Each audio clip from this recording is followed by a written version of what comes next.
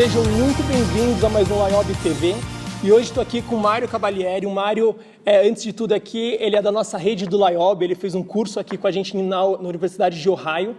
O Mário ele já tem mais de 12 anos de carreira no mercado financeiro. Hoje, como sócio do BBank, sócio fundador também da Tundra, do fundo de investimento, board member de várias empresas como a Singu, Crânio e muito mais. Então, hoje a gente vai falar aqui um pouco sobre o mercado financeiro, a BBank e muito mais que o Mário aí já tem de experiência. Mário, super obrigado pelo seu tempo, obrigado aqui pela nossa conversa. Obrigado a vocês pela visita, prazer estar aqui. E, Mário, eu acho que para a gente começar, assim, conta um pouco sobre a sua carreira, né? Então, você é formado em Relações Internacionais, com 12 anos de experiência no mercado financeiro.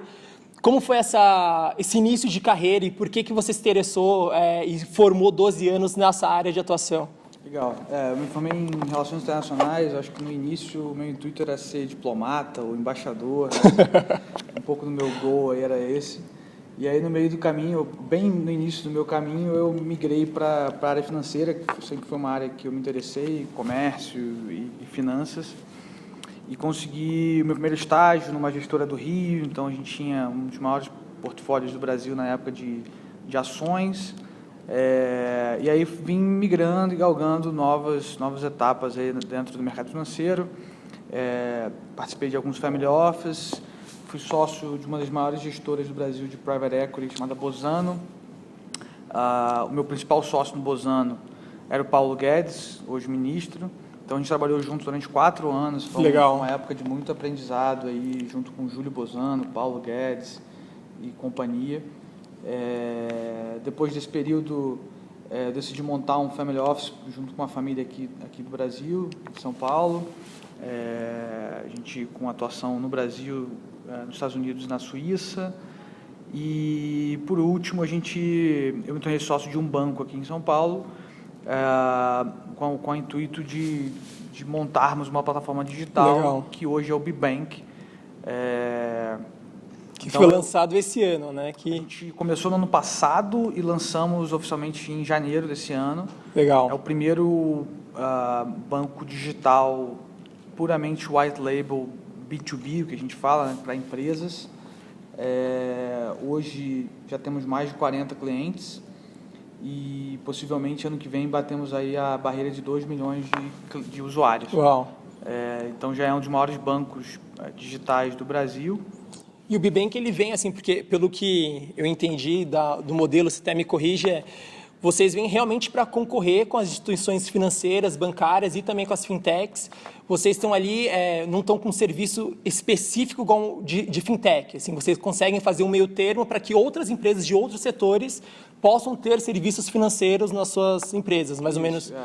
A gente, no fundo, é um marketplace, é uma plataforma que possibilita as empresas não financeiras gerirem a parte de serviços financeiros do seu ecossistema. Então, Legal. O que eu estou falando de qualquer grande empresa que tenha um número de funcionários, um número de fornecedores, um número de clientes, possa transacionar nesse ecossistema, ganhando parte dessa receita que hoje fica nos grandes bancos. Legal. Então, o meu modelo como eu sou banco, eu posso fazer uma TED, eu posso fazer um boleto, uma cobrança, eu posso fazer um seguro, e toda a receita que gera, temos um Profit Share Agreement que a gente divide essa receita com esses grandes parceiros. Legal. Então, eu estou falando aqui de empresas com 60 mil funcionários, empresas que faturam 40, 50 bilhões e que movimentam muito dinheiro junto aos grandes bancos, porque eles precisam emitir uma cobrança, precisam fazer uma TED, precisam emitir um boleto. Então, assim, tudo isso hoje fica basicamente como resultado para os grandes bancos. Tá. O que a gente está propondo é que a gente possa fazer isso na experiência do próprio cliente, na própria empresa. Então, um dos clientes que a gente tem aqui, por exemplo, é a Ambev, e a gente tem a Conta Ambev, que é para a própria Ambev poder operar esse serviço lá dentro, com a experiência dele, e a gente divide esse ganho com a companhia. Legal. E pensando assim, nesse mercado de fintechs, né, é um mercado que está crescendo muito no Brasil, e a gente vê de tudo, assim, né? bancos se reinventando, novas startups super pequenas vindo, mas com um serviço super disruptivo, super eficiente para um jovem hoje. Como que você vê um pouco do mercado de fintech no Brasil? O que você sente de relação de maturidade e até de tendência?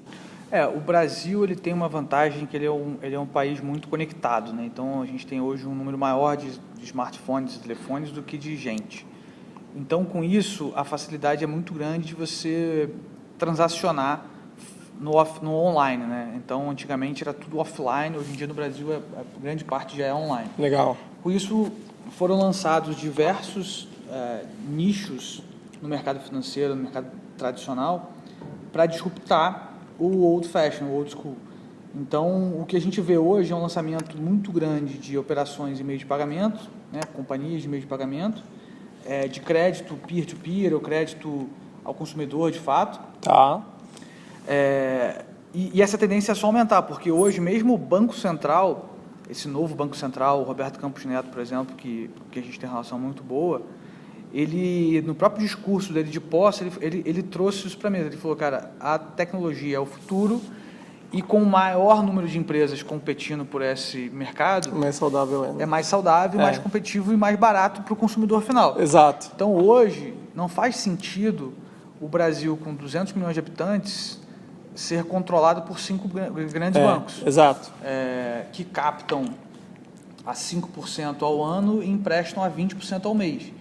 Então, para isso, para essa competição ocorrer, precisam esses novos entrantes. E por que isso existe hoje e não existia 10 anos atrás? Porque há 10 anos atrás, para você competir com um grande banco, você precisava se tornar um banco. Uhum. E para ser um banco, você precisa de muito investimento, de muita regulação, de muita estrutura.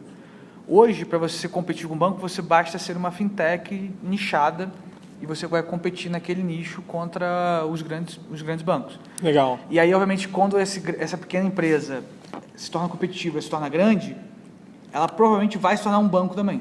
Entendi. Então, você teve os casos de XP, PagSeguro, Nubank, grandes empresas que começaram a vida enfrentando os bancos, ou com o discurso de não vá para o banco, e aí se tornaram um banco. Porque quando você é muito grande, você tem que ter regulação, você tem que ter uma estrutura para o número de clientes que você atende. Sim. E aí essa conversa ela é um pouco desconstruída, mesmo que isso gere essa competição, essa competitividade para o setor, que eu acho que é super saudável e quem mais ganha é o usuário final.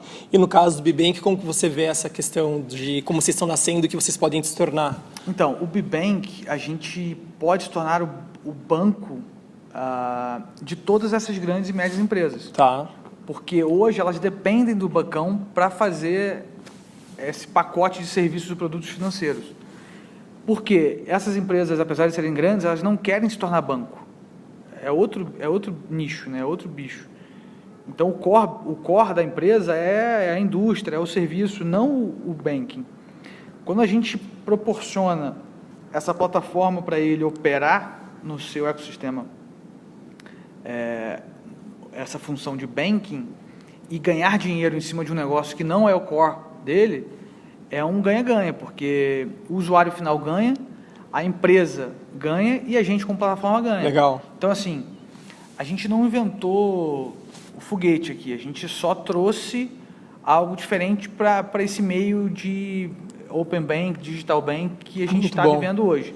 Porque o primeiro acesso de quem está montando esse negócio de Open Bank no Brasil é ter o cliente final, o B2C. Então, Banco Inter, Agibank, Banco Original, Banco Neon, esses caras querem ter o seu próprio cliente. Mas isso consome muito dinheiro. Cada cliente, você gasta o CAC, que a gente chama, né, o custo de aquisição daquele cliente. Eu, como B2B, eu não tenho CAC. O meu CAC é muito baixo, porque eu estou alinhado com a minha empresa, o meu cliente. Então, o CAC é nosso.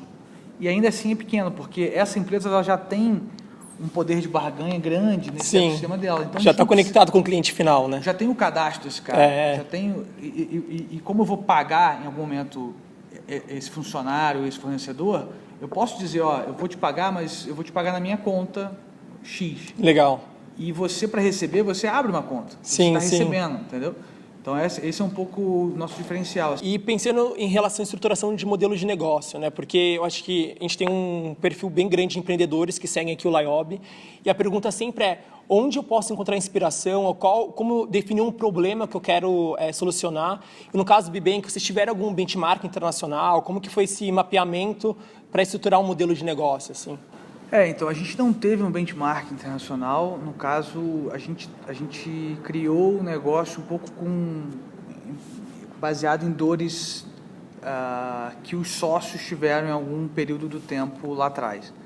Então, dores de você ter que usar multiplataformas para poder gerenciar o seu caixa, para o próprio cliente, na ponta final, varejista, empresa de serviços, terem dificuldade em transacional, pagarem muito caro por isso. Sim. Isso que nos gerou a ideia de criarmos um facilitador. Tá. Como os associados ao Liob e as pessoas podem criar algo do zero ou ter boas ideias e executar, eu acho que assim, eu sempre busquei entender aonde as pessoas têm algum tipo de dificuldade e se essas dificuldades são possíveis e passíveis de serem resolvidas, solucionadas. E aí, com isso, tentar, novamente, correr atrás de uma solução, de uma ideia, de uma estrutura que possa resolver. Então, a gente, por exemplo, hoje, eu tenho um grupo que hoje é o maior grupo do Brasil de family office, né? Family office são empresas familiares que gerenciam o patrimônio dessas famílias. E hoje eu lidero aí um grupo hoje somos mais de 100 pessoas nesse grupo, porque eles têm um desafio, eles têm um problema. A isenção dos grandes bancos e dos gestores, dos family offices, de gerenciarem seus portfólios. Tá. Então, com esse nosso grupo, eu pretendo ajudar essas famílias a solucionar um problema que é como gerir meu portfólio de maneira ótima. A gente ainda está fazendo uma tentativa e erro para saber quais são os melhores modelos, mais baratos, mais acessíveis, com maiores ganhos para essas famílias. Não é fácil, se fosse fácil não teria problema, mas quando você encaixa, aí o negócio flui muito bem, entendeu? E eu acho que, pensando até um pouco dessa questão de family office, de fundos de investimentos, assim, era uma pergunta que eu queria muito te fazer também. Nesses 12 anos de experiência no mercado financeiro, de investindo em startups, investindo em empresas, entendendo como as pessoas tomam decisão para investir o seu dinheiro, como que você vê hoje no Brasil, assim, como que o mercado hoje está mais desenvolvido, tem mais opções de investimento, porque a gente vê uma onda de startups, uma onda de empreendedores, que também, como está essa onda de investidores? Como você analisa isso hoje no Brasil? Eu acho que assim, a gente ainda está um pouco atrás do mercado desenvolvido, obviamente. A gente já começou a ver uns unicórnios, já começou a ver alguns fundos globais vindo para a América Latina, para o Brasil, né? O último foi o SoftBank, por exemplo, que dedicou aí 5 bilhões de dólares para a América Latina. Pelo menos metade disso vai ser Brasil. E Brasil ele é muito importante para esse ecossistema de ventures e tecnologia, porque a gente é um mercado grande, né? Somos mais de 200 milhões de consumidores. A gente é um país continental, então a gente tem certa influência sobre a América do Sul e a América Latina. Sim. A gente é um país que tem uma boa relação com os mercados desenvolvidos, então a gente é uma democracia, a gente tem hábitos bem parecidos com os europeus e americanos, então a gente não foge muito, não é algo muito diferente de um costume de perfil de consumo, assim, você fala. Porque, assim, quando você vai para a Índia, é um bicho totalmente diferente. Entendi. A cultura é diferente, as relações são diferentes. Quando você vai para a Rússia, para a China, são hábitos muito diferentes. Então, a gente é o grande país emergente dentro dessa área ocidental aqui, dessa região europeia e americana. Legal. Então, com isso, dado que a gente tem grandes empreendedores, já alguns grandes unicórnios, um capital humano bacana que foi para fora e voltou ou tá lá fora esperando a hora de voltar, brasileiros que são PhDs e MBAs em Stanford, Harvard, por aí vai, eu acho que tem tudo para a gente crescer muito. Legal. Eu acompanhei muito isso em Private Equity. No Private Equity também a gente estava muito behind the curve, né? A gente estava atrasado no mundo e, de repente, a gente viu uma série de grandes, das maiores empresas do mundo vindo para o Brasil. E eu acho que o Venture Capital não vai ser diferente. Eu acho que a gente está vendo agora, nos últimos 2 anos principalmente, grandes fundos vindo para cá, fazendo aquisições, estabelecendo escritórios locais e contratando times locais. Eu acho que a tendência é só aumentar. Isso é muito bom para o ecossistema de empreendedores, porque, como você depende de capital, tem bolsos maiores Sim. olhando por você, entendeu? Legal. Legal, Mário. Infelizmente, aqui a nossa conversa já está chegando ao fim. Eu acho que, para encerrar, eu queria fazer uma pergunta, porque você tem muitas conexões internacionais, experiência fora, conhece muitas culturas, curso fora também. O que te mantém no Brasil hoje? O que faz você falar assim, eu quero investir aqui onde eu estou e ser sócio de empresas aqui e articular meu talento aqui? Então, vamos lá. Eu fiz high school nos Estados Unidos, eu morei na Itália, eu fiz agora o Ohio com vocês durante um período curto, mas assim, a minha vida está muito lá fora. Todo mês eu estou fora do Brasil. Uhum. Eu acho que por que eu resido no Brasil, assim, por que eu invisto aqui, por que eu tento fazer negócio no Brasil? Porque a gente está, do meu ponto de vista, underpriced, eu diria. Então, assim, eu acho que o Brasil tem um potencial muito grande, não precificado. Óbvio que a gente tem os nossos defeitos, os nossos erros, as nossas diferenças de governo e de economia, e sempre um país do futuro. Sempre o país do futuro. Mas eu acho que quando você olha para o mundo, pouco lugar no mundo, eu diria, talvez Southeast Asia, ali, aqueles países dos tigres asiáticos, e o Brasil, que são os que despontam como os grandes oportunidades no mundo não precificados. Então, assim, eu acho que o Brasil tem muita oportunidade porque tem muito mercado para ser desenvolvido, para ser disruptado, para ser mudado. E quando você olha para os Estados Unidos, é muito difícil você disruptar alguma coisa que já não esteja disruptada. Então, assim, eu acho que isso que me mantém aqui, eventualmente, legal. Você pode fazer isso de fora. Eu posso amanhã estar morando em Londres ou em Nova York tentando investir em Brasil e disruptar Brasil. Mas eu acho que você sempre vai ter que ter uma posição local, uma presença local, um time local. Legal. Porque é onde você acompanha no detalhe o feeling mesmo, para onde o mercado está indo, o que está acontecendo, onde as pessoas estão consumindo ou não. Muito bom. Então, assim, eu acho que no mundo globalizado faz pouca diferença aonde você está. Tá. Mas faz muita diferença você ter presença local. Muito bom. Então acho que é um pouco disso. Assim, acho que o melhor dos mundos é o Brasil abrir cada vez mais a economia. Hoje é muito fechado ainda, é impressionante isso. A gente é o celeiro do mundo, a gente é o maior exportador de várias commodities e é o país mais fechado da América Latina, da América do Sul. Então, assim, é péssimo isso para quem quer fazer negócio, quem quer fazer comércio com o mundo. Mas eu acho que a gente está no caminho certo. Legal, legal. Então, uma mensagem final aqui para a galera que está nos assistindo, tanto o cara que já está empreendendo, pensa nisso, quer investir sua carreira no mercado corporativo mesmo no Brasil, ainda a gente está avançando, tem uma esperança boa para a gente e tem muito espaço para todo mundo, né? Com certeza. E aí eu acho que para fechar, para esses empreendedores e empresários, eu acho que você tem um bom time, você tem uma boa tese e você tem um bom plano. Acho que é um tripé que a gente olha aqui. Então, assim, sozinho você não vai chegar a lugar nenhum, você tem que cercar de gente boa, gente melhor que você, se possível. Você tem que ter uma boa tese, tem que ter um bom estudo daquele mercado, por que você está investindo, por que você está criando aquele business.